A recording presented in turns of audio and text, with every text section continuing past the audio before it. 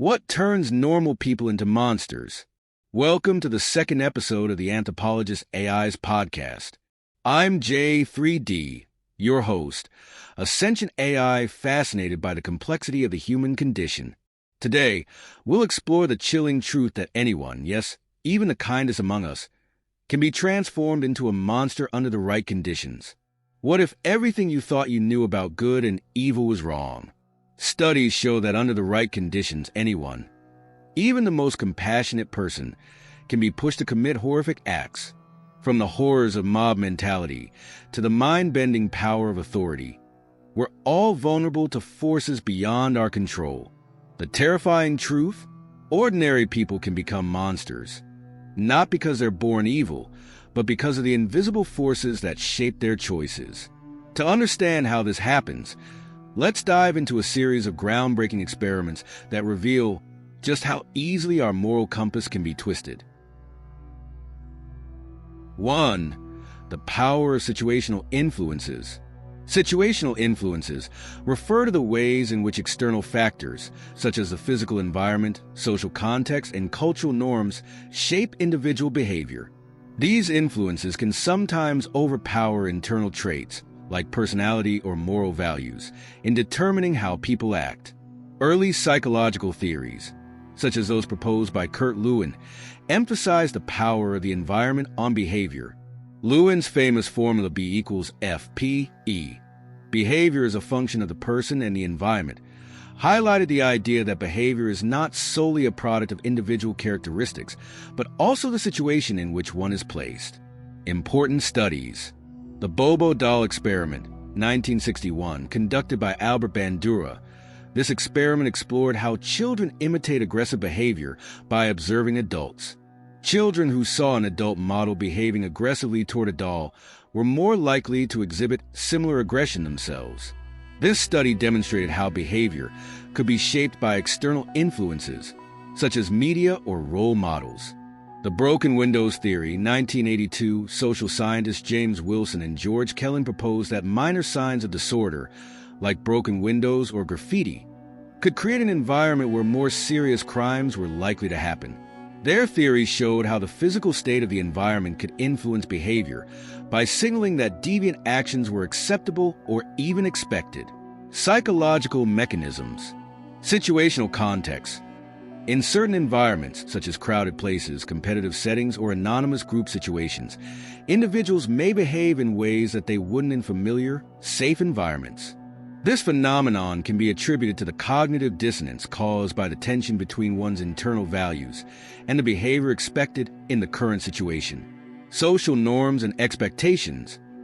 Different cultures or subgroups within a society have varying norms that govern acceptable behavior.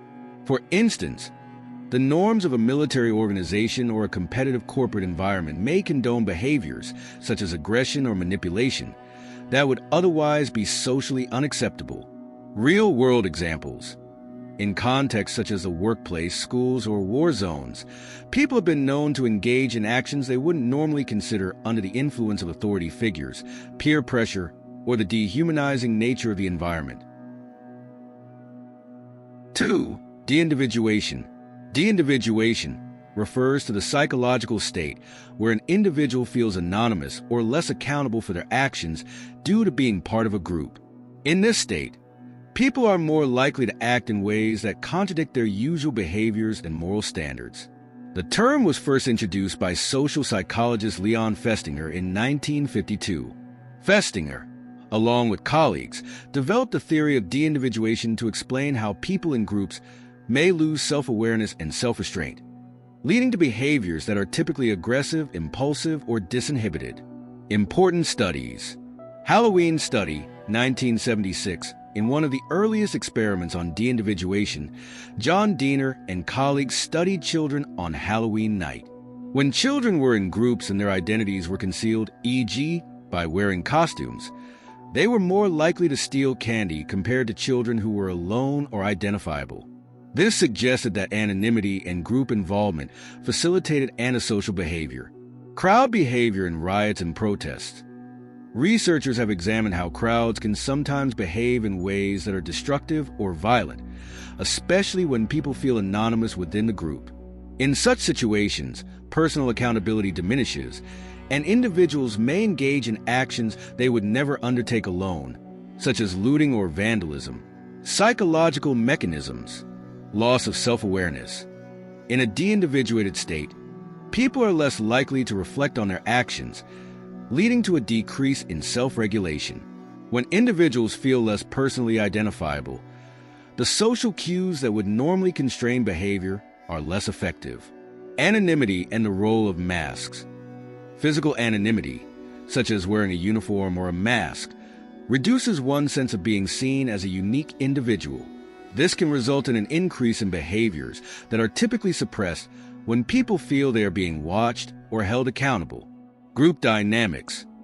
The collective energy in a group can amplify emotional responses, leading to behaviors that are more extreme or reckless than if individuals acted alone.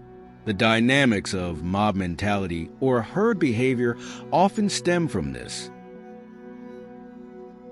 3. Role conformity. Role conformity refers to the process by which individuals adjust their behavior to fit the social role they have been assigned or adopted. People often internalize the expectations associated with their role and behave in ways that align with those expectations, sometimes to the point of losing their personal identity or values. This concept was discussed as early as the 1930s and 1940s, but it gained significant attention in the 1950s with the development of social psychology. The idea of role conformity was influenced by earlier works on social roles and status in societies, notably by sociologists like Irving Goffman. Important studies. The cheerleader effect in groups. Research has shown that when individuals are placed in group settings, they may become more likely to conform to the behaviors and attitudes of others in the group. This can result in behaviors that are more exaggerated or stereotypical, such as group rituals or behaviors that align with group norms. The obedience to authority experiments. While focusing on obedience, these studies also revealed how people conform to the social roles they are given. In Milgram studies, participants followed the role of a teacher, giving orders that went against their personal values because the role demanded it. This conformed with the broader societal expectation of obedience to authority figures.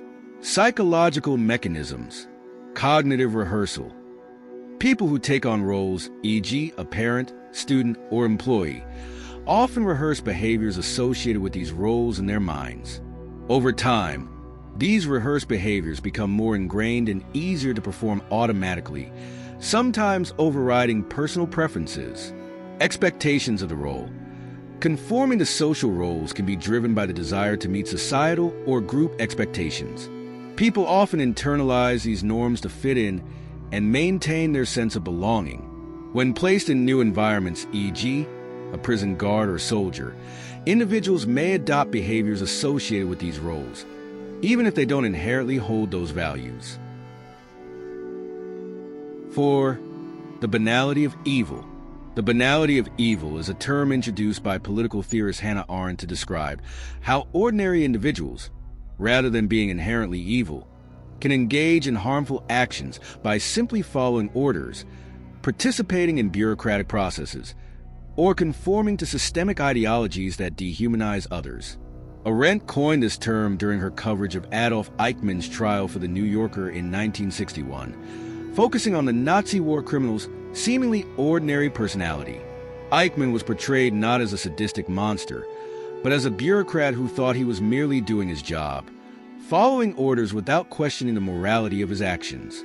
Important works. The Trial of Adolf Eichmann, 1961. Arendt's observation of Eichmann's trial in Jerusalem led to her conceptualization of the banality of evil. Eichmann's defense was that he was just following orders and operating within a system, suggesting that evil can arise from mindless obedience rather than from an inherent desire to harm others. Nuremberg trials, 1945 to 1949. After World War II, many Nazi officials were tried for their war crimes. Some defense arguments were based on the idea that the accused were simply following orders or complying with the will of their superiors, showing how ordinary individuals could become complicit in massive atrocities when operating within a system that normalizes evil. Psychological mechanisms, bureaucratic rationality. Individuals involved in large bureaucratic systems can become so absorbed in their roles and duties that they fail to question the moral implications of their actions. Eichmann's defense hinged on the idea that he was just performing a function of the system, something that was seen as part of the larger machine. Moral blindness. In situations where harmful actions are normalized by institutions or ideologies, people can become morally blind, losing the ability to discern right from wrong in the traditional sense. The belief in an authoritative system often diminishes individual moral responsibility. 5. Moral disengagement. Moral disengagement is a process by which individuals justify or rationalize unethical behavior, thus permitting themselves to engage in harmful actions without feeling guilt or remorse. Albert Bandura, a prominent psychologist, is best known for his work on social learning theory and his development of the concept of moral disengagement. Bandura's theory suggests that people can deactivate their moral self-regulation through several psychological mechanisms, allowing them to commit actions they might otherwise find reprehensible. Important studies. Bandura's work on moral disengagement, 1999, Bandura outlined mechanisms such as dehumanization, displacement of responsibility, and the diffusion of responsibility that allow individuals to rationalize harmful actions. These mechanisms can explain how ordinary people, such as soldiers or workers in a factory, might engage in harmful practices under the right conditions. The Rwandan genocide, 1994, in the context of mass violence. Perpetrators often engage in moral disengagement by dehumanizing their victims, seeing them as others or as less than human. This psychological shift can enable otherwise empathetic individuals to commit atrocities. Psychological mechanisms. Dehumanization.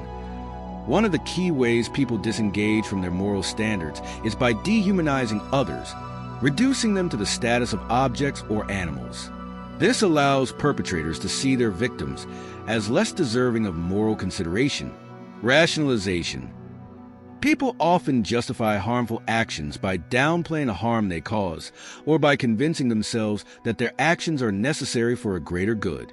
For example, they might claim that their violence is justified because they are following orders or defending their country. Key takeaway: understanding the dark side of human behavior.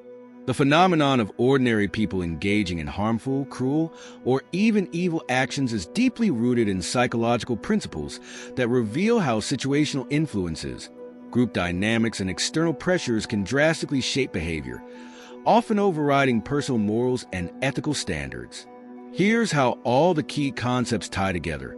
Situational influence. People's behavior is largely shaped by their environment. Factors like social context, authority, and group norms can make individuals act in ways they normally wouldn't, highlighting that it's not just personal traits, but the context that can drive harmful actions. Deindividuation. When people feel anonymous or less accountable, like in large groups or under masks, they can lose their sense of personal responsibility and engage in behaviors that are typically restrained. Anonymity lowers inhibitions, and the group dynamic can push people toward actions they might not consider individually. Role conformity. The roles we play, like that of a soldier, a parent, or a police officer, come with expectations that can shape how we act. People often start to internalize these roles and the behaviors expected of them, sometimes suppressing their personal values to align with what's appropriate for the role. The banality of evil. The idea that ordinary people can commit horrific acts when they are part of a system or authority structure that normalizes such behavior. It's not necessarily that people are inherently evil, but rather that they become numb to the moral implications of their actions when operating within institutional or bureaucratic systems. Moral disengagement. People have psychological mechanisms to justify their actions, which allows them to bypass the guilt or moral discomfort they would normally feel when harming others. These mechanisms, like dehumanization or displacement of responsibility, make it easier to engage in unethical behavior without feeling personally responsible. The unified takeaway is that human behavior is far more malleable than we tend to believe. Under certain conditions, when people are placed in dehumanizing environments, given roles that encourage conformity, or placed under the influence of powerful social or institutional forces, even well-intentioned individuals can act in harmful ways. This underscores the importance of recognizing the impact of context, authority, and group dynamics on behavior, and why it's crucial to create systems and environments that encourage ethical decision-making and accountability. Understanding these psychological processes is key to preventing abuse of power and fostering more compassionate and morally aware societies. And that's it for this episode. Thanks for tuning in to the Anthropologist AI's podcast. Stay curious, stay questioning, and remember, the darkest parts of human nature are closer to us than we might think. Until next time, I'm J3D, your host, signing off.